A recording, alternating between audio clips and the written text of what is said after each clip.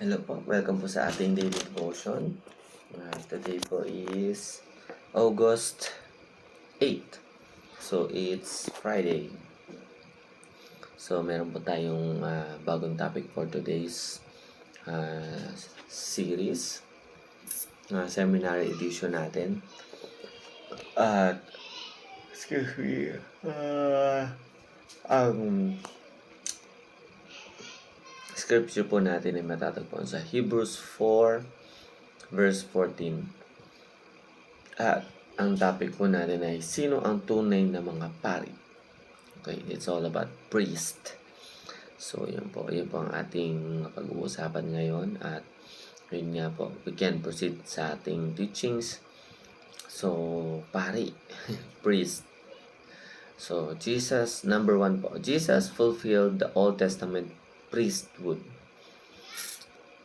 So, yun po. Si Lord Jesus po ang pinaka simbolo ng priesthood nung Old Testament.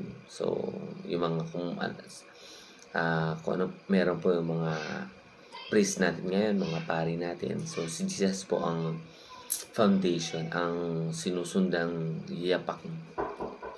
Si Jesus ang sinusundang na yapak ng ating mga priest today.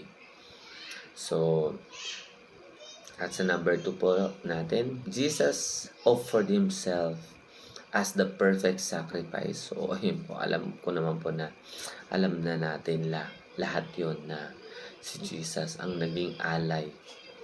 Siya ang naging sacrifice lamb, yung dugo niya ang naging katubusan para tayo ay ma-reconcile sa ating God the Father. At yun nga, meron nga daw during those times merong the Holy Tabernacle at si Lord Jesus po ang pumasok doon. Before kasi diba mga lamb, mga legit na lamb, mga tupa, dugo ng tupang biniwisik doon. But Jesus entered that tabernacle at sarili niyang dugo ang winisik niya doon. So, no need to do that yung mga sacrifice lamb or any other animals dahil pinulfill na ng ating Lord Jesus. At sa number 3, Jesus built the spiritual temple, His body. So, ayun na po ang ating bagong templo, ang Lord Jesus Christ, ang katawan ng ating Lord Jesus. So, yun lang po for today's devotion. Thank you and God bless.